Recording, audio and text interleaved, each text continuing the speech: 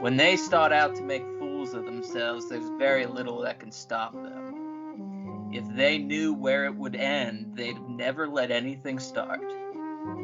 If they'd been in their right mind, that is. But a right mind is like a wanderer on the horizon. No matter how far you follow it, it can never be reached until the body gives out. But let us get ahead of the talk and gawk, ahead of the newsletters and the tabloids, before the story gets out of hand, blown out of proportion, rightfully ridiculed. In order to understand this tangled web of mistakes, this testament to eternity, we need to go back to the beginning.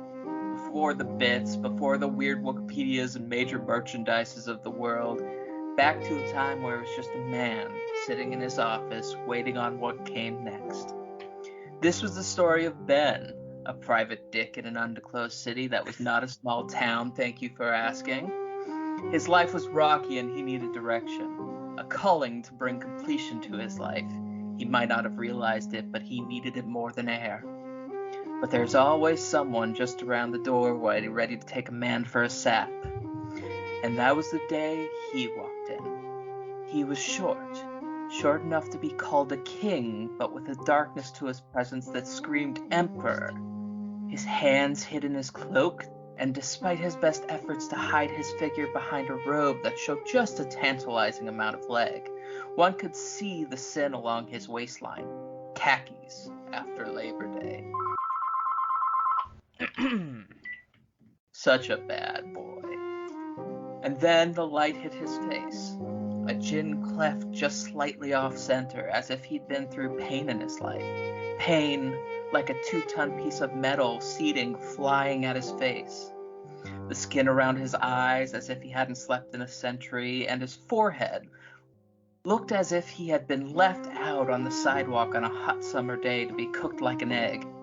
It all united into a look of sheer perfection, as if he'd been carved out of pure Play-Doh by an overexcited props department on their first day of work, a few dozen times over.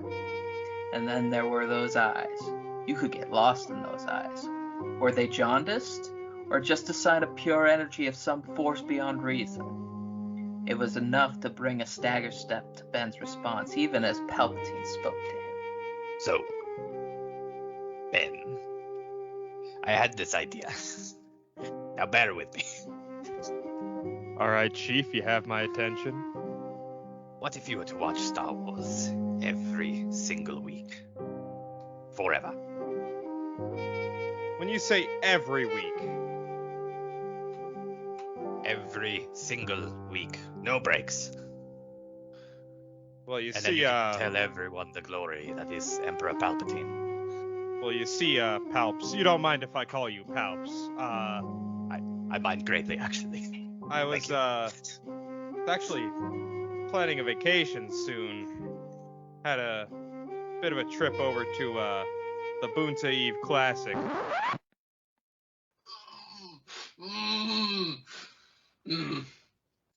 don't know, might have to call some friends I know. Might be able to work something out. Yes, very good. Now, listen, it's very important. You need to be warned about Sir Alligators. Excuse me?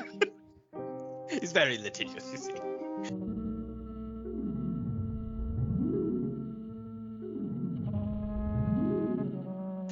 Sir Alec, don't kill Ben. I swear, I'm gonna stop the podcast before Sir Alec kills us all. This has been Star Wars every week forever. This has been Star Wars every week forever. No, Sir Alec, it is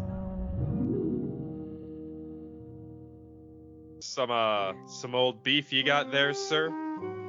Oh, so much beef. So much. Alright, well, you know what? I'll take you up on your little game there. Star Wars every week forever, huh?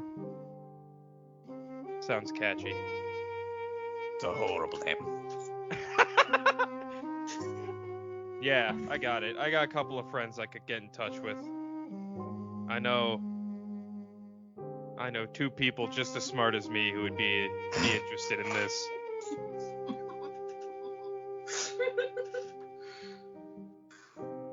And so it began. Little did they know that it would end in one of their deaths. By calculation's sake, that's what forever means. 1, probably 3, but specifically 1.